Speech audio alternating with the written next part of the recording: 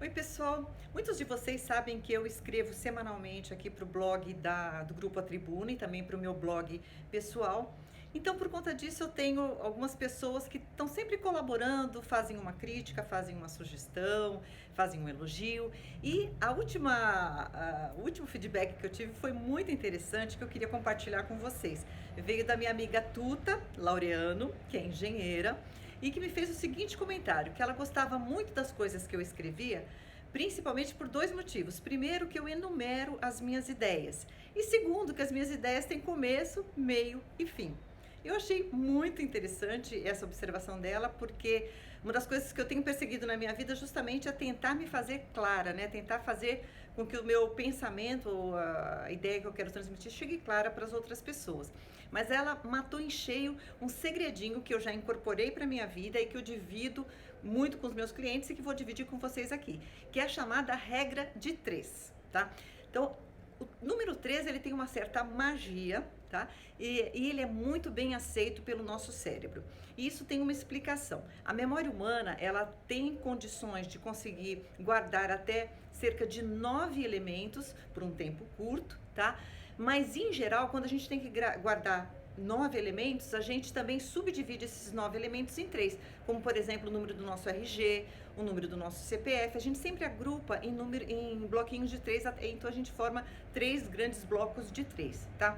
Mas na verdade a história está repleta de 3, então a gente tem os 3 porquinhos, os 3 mosqueteiros, Castinho de Ouros e os 3 ursos, os 3 macaquinhos da sabedoria japonesa e por aí vai, a gente tem muitos 3, né?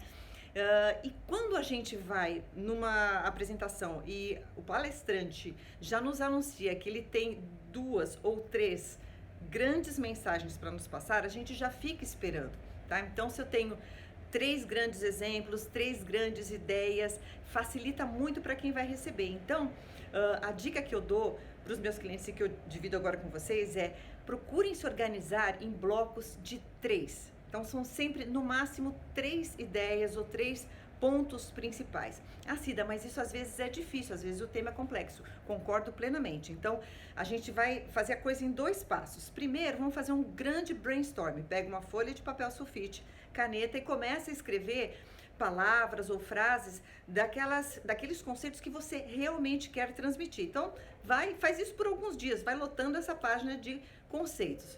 No dia seguinte ali você pega novamente, vamos reorganizar, vamos dar uma peneirada, ver o que vai ficar de realmente importante, aí a gente vai organizar como a gente faz no organograma. Então a gente tem um tema central, desse tema central eu subdivido para no máximo 3 caixas, né, 3 grandes temas, e eu posso ir subdividindo. Mas o importante é que logo após o tema central eu tenha 3 caixas, 3 partes com 3 conteúdos que são principais. Depois eu posso desdobrá-los.